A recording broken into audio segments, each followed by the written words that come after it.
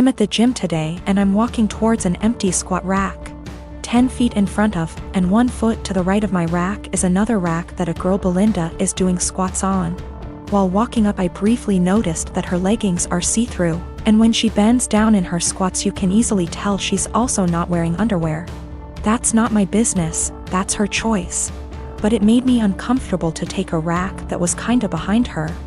I had been waiting my entire gym session for one of these racks to open up, and this was my last lift before leaving.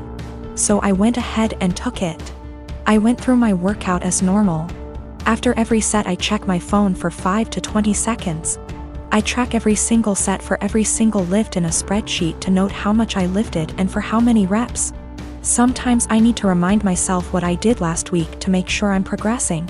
Sometimes I'm just checking the time. Sometimes I'm changing the song on my Spotify. Tonight specifically, there was a very important basketball game being played, so I wanted to keep up with the score. So I use my phone a lot at the gym. I finished my 3rd set when Belinda turns around and walks up to me, with her phone up yelling, "What the are you doing?" Perv stop pictures of me. I'm caught completely off guard, but I explain that I'm just taking notes on what I'm lifting. That I'm not paying attention to her at all. She's being extra loud so other people are looking at me, plus she's recording me, and she demands I go through my pics /vids to show her what I was recording, and I delete the ones I took of her. I try to again explain I didn't record anything of her at all. She's yelling that if I have nothing to hide I should have no problem showing her, so I insist on going to gym management. Once at the front we both explain our stories. She's still recording. The normal gym attendee asks me if I'm willing to show her, a neutral third party, my pics /vids. She also says if I have nothing to hide it's not a big deal and we can squash it right now. I refuse. I have my own uncensored pics in there plus those of my GF. I'm not gonna let anyone force me to show them for some bullshit. I do show her my spreadsheet which shows it's been revised over 15 times in the past 50 minutes. So that proves what I was using my phone for. That was received well, but they still expected me to prove my innocence. I told them they need to review the cameras. Apparently only the manager has access to them, so I was told he'd call me before the end of the night, in about an hour. My GF tells me I should have just let them look at my phone because she doesn't mind and it would have cleared this all up. But I mind. I get that someone wouldn't want someone taking pics of them.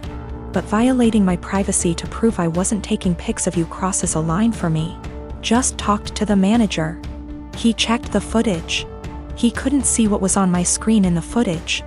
But he said it looks like I had my phone pointed towards the ground right in front of me the whole time. In his opinion, not high enough to even take a pic of her, and never angled in her direction. Apparently I was gonna get banned from the gym if the cameras didn't absolve me. And also I'm not the first person that has been accused by Brenda, but she legit had a creeper before. I'm 23. I've known I was adopted all along. For whatever reason I became obsessed with learning more about my birth parents at age 13. I was told all my life that my parents met both of my birth parents before I was officially adopted. My mom was white from South America and my dad was white from Italy. They specified these 2 locations to explain why I had tan skin. As I was growing up, certain things about my physical makeup made me more curious about my birth parents. My hair was kept short as a kid, but as a teen I wanted to experiment. I grew it out and it grew out curly. Big curls but still curly. This upset my parents, so they asked that I not grow it out. When I moved away for college I began to let it grow again. I met my girlfriend in school. She is Black American, so she also helped me care for it. She once braided my hair before I FaceTimed my parents, who lost it on me for wearing it that way. Throughout my time in school I still searched for my birth mom but would always come up empty. My girlfriend hinted that there must have been a mistake with the information.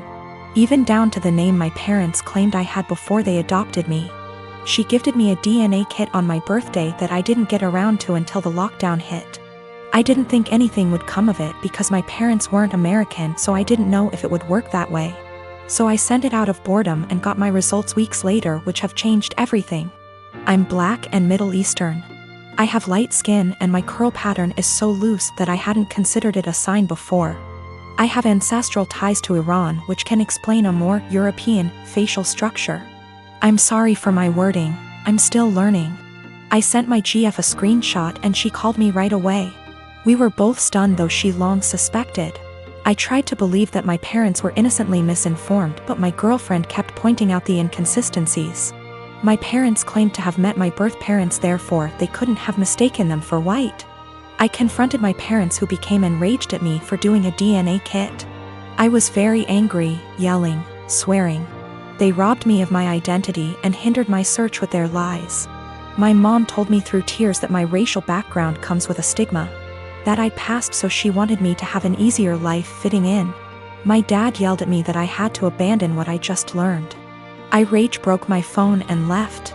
My siblings have been hitting me up on social media, reprimanding me for being upset because our parents' reasoning is sound. I do pass, I did have an easy life. I'm not asking to be part of a struggle all of a sudden.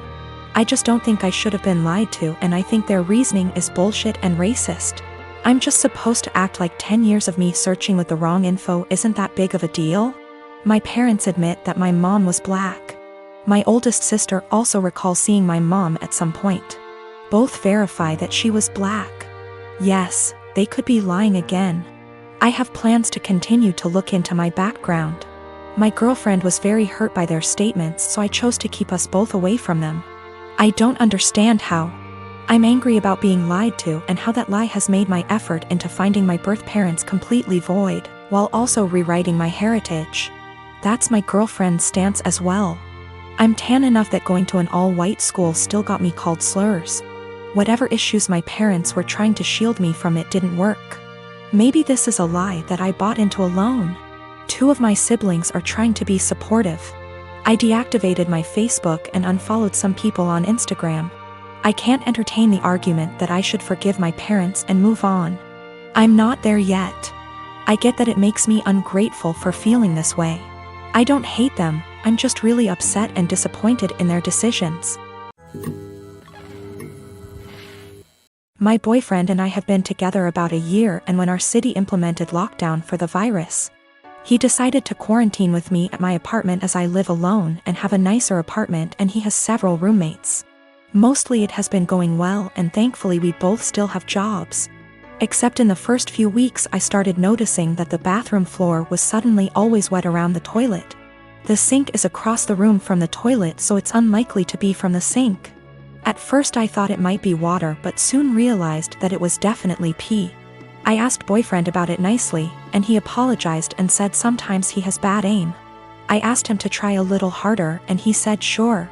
The floor continued to be frequently spattered with piss. And a few weeks later I confronted him about it again, because I think it's pretty gross to step in his pee several times a week. And it seems like an easy thing to fix. If he misses the toilet, I think the very least he could do is make sure to wipe it up with toilet paper or a Clorox wipe. The cleaning supplies even live in a cabinet directly over the toilet. He said sure, sorry, he would try to remember to do that. Another week has passed, and while maybe he's doing this sometimes, I've continued to step in splatters of his pee and wipe it off the floor and clean the floor several times a week. I thought about asking him to just pee into the bathtub or something instead, because I don't understand how you can pee on the floor by accident so often and not notice and not clean it up.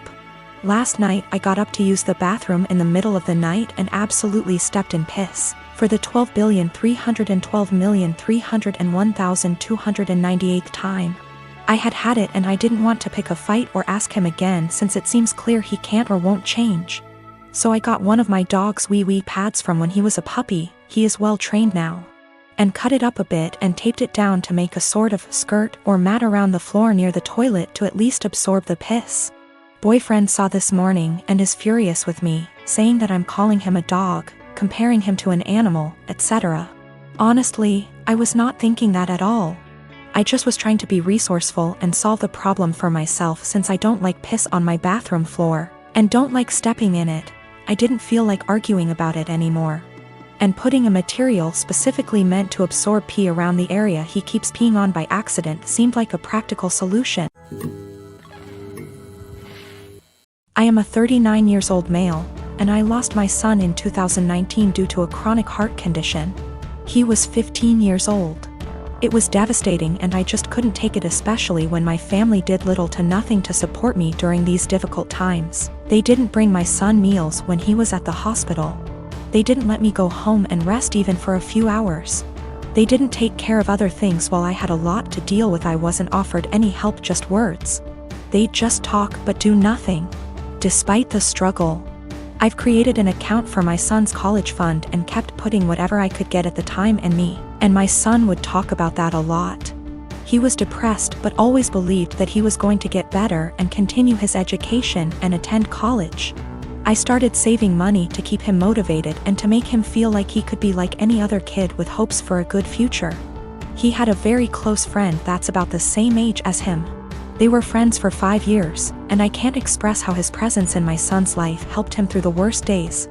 Sometimes his friend would spend the night with us and try to get my son to do activities and lighten up his mood all the time. To be frank, his friend was closer to him than his own family. He never stopped visiting and asking how I'm doing after my son's death. He'd show me handmade projects he made for my son and as a way to remember him, and we'd sometimes just sit and talk together or cry together. Last week, while I was with my family, my sister asked me what I was going to do with my son's college money. I didn't want to mention this, but since she asked, I told her that I will be giving the money to my son's friend. She barely even recognized his friend and was confused and said that my nephew deserves this money since he's family. My mom agreed that I wasn't thinking straight and that I should help the people close to me, family, and that my nephew has a right to go to college, and I was wrong for giving this opportunity away to someone else. I didn't know what to say. They kept pointing out that I was making a mistake and how my nephew will resent me if he finds out. Thing is, my nephew wasn't close to my son. I don't even know why he'd be bothered. My sister went on about not being able to afford my nephew's college. I told her this was my decision, and I felt more comfortable that way. She started lashing out, constantly texting me, constantly wanting to talk to me, and ending up arguing. When I snapped, she had my mom calling me, basically guilt-tripping me and telling me I'm wrong and that I needed to think about this. It's just too much pressure and I'm feeling lost and unable to figure out how to deal with this.